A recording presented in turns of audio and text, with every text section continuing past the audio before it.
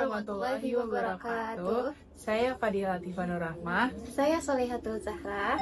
Kami akan mempresentasikan mata kuliah Fikih Jinayah dengan judul turut serta dalam tindak pidana baik secara langsung maupun tidak langsung. Melalui video ini kita akan menjelaskan bagaimana konsep turut serta dalam suatu jarimah dijelaskan dalam hukum Islam beserta contohnya dalam kehidupan nyata. Semoga presentasi ini dapat menambah wawasan kita dan bermanfaat bagi pembelajaran kita bersama. Definisi dan konteks fikih jinayah. Definisi fikih jinayah dari kata fikih yang berarti pemahaman mendalam terhadap hukum Islam. Jinayah yang artinya hukum pidana. Fikih jinayah mengatur jenis jarimah, kondisi pelaku, syarat hudud atau kisos, bentuk pembuktian, serta pelaksanaan hukum. Konsep penyertaan atau ishtirok atau musyarakah, di mana ishtirok mubasyir ini yang berarti turut serta langsung, di mana pelaku terlibat dalam pelaksanaan fisik jarimah. Kemudian ada ishtirok ghair mubasyir atau tasabuh, artinya tidak hadir secara fisik dalam pelaksanaan, yaitu memberikan bantuan, sarana, mandat, atau rencana.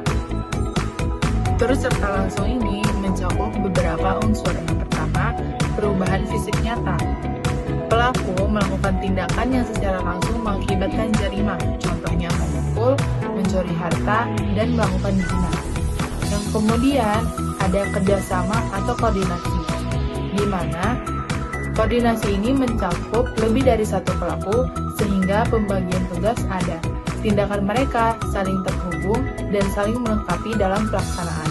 Kemudian ada niat, di mana pelaku harus mengetahui bahwa tindakan tersebut termasuk tindak pidana.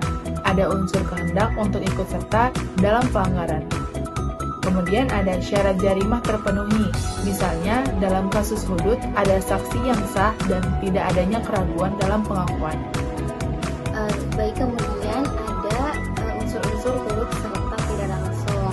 Nah, yang pertama itu ada bantuan atau sarana atau perencanaan, yaitu memberi perintah atau tasyir seperti menyediakan alat, merancang atau memfasilitasi. Yang kedua ada niat atau kepastian mengetahui. Nah, pelaku mengetahui bahwa perbuatannya akan digunakan untuk melakukan jarimah atau menyetujui kemungkinan terjadinya jarimah dari bantuannya. Lalu yang unsur yang ketiga hubungan kasual nyata, yaitu keterikatan antara bantuan dengan terjadinya kejahatan. Bantuan harus menjadi salah satu penyebab penting agar jarimah terjadi. Lalu unsur yang keempat ada tidak ikut tindakan fisik langsung, yaitu tidak hadir dalam eksekusi fisik, tidak melakukan tindakan pidana secara langsung. Contohnya yaitu seperti menyuruh orang melakukan pembunuhan namun tidak hadir di tempat kejadian. Lalu yang kedua contohnya itu memberi sarana logistik, contohnya kendaraan, ragam hukum atau senjata. Lalu yang ketiga itu merancang lokasi atau strategi serangan tetapi tidak ikut menyerang. Lalu implikasi hukumnya biasanya dikenai hukuman takjir karena tidak secara fisik melaksanakan jarimah. Nah, jika peran sangat signifikan dan syarat-syarat tertentu terpenuhi, mungkin ada kewajiban membayar diat atau pertanggungjawaban yang hampir setara. Kemudian ada sanksi dalam fikih jinayah dan implementasinya dalam KUHP. Nah, yang pertama itu ada jenis-jenis hukuman dalam fikih. Yang pertama itu ada hudud, yaitu hukuman tetap untuk pelanggaran syariat seperti zina, pencurian, atau minuman keras dan sebagainya. Lalu ada kisos dan diat, yaitu khusus untuk pembunuhan atau luka, pembalasan setimpal atau ganti darat. Lalu ada takjir, yaitu hukuman yang tidak ditetapkan secara spesifik oleh Al-Quran atau Sunnah, tetapi diserahkan kepada kebijaksanaan hakim. Lalu implementasinya dalam hukum positif Indonesia itu ada dalam pasal 55 KUHP yang isinya turut serta dalam melakukan kejahatan, menyuruh atau turut membantu. Lalu juga ada dalam pasal 56 KUHP yaitu pertanggungjawaban bagi orang yang memberi sarana atau perantara. Kemudian hukuman bagi pembantu seringkali dikurangi dibanding pelaku utama. Selanjutnya ada prinsip keadilan dan maqasid syariah. Nah, prinsip keadilan dalam Islam di sini yaitu ada adil atau keadilan.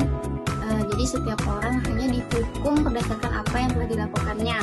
Lalu ada prinsip juga yaitu bunyi ayat Al-Quran, yaitu la yukalifullahu nafsan illa wus'aha, yang artinya Allah tidak membebani seseorang di luar batas kemampuannya. Lalu ada maksud syariah yang relevan, yaitu memelihara agama, jiwa, akal, keturunan, dan harta.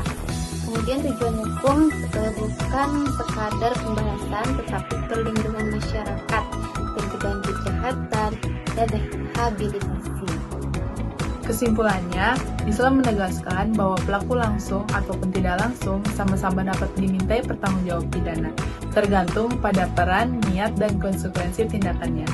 Penyertaan langsung lebih mudah dibuktikan dan umumnya menerima hukuman lebih berat ataupun hudud qisas, sedangkan penyertaan tidak langsung cenderung diatur melalui ta'zir, kecuali bila peran tidak langsung sangat menentukan. Sekian yang bisa kami sampaikan, semoga penjabaran tadi bisa bermanfaat untuk kalian semua. Wassalamualaikum warahmatullahi wabarakatuh.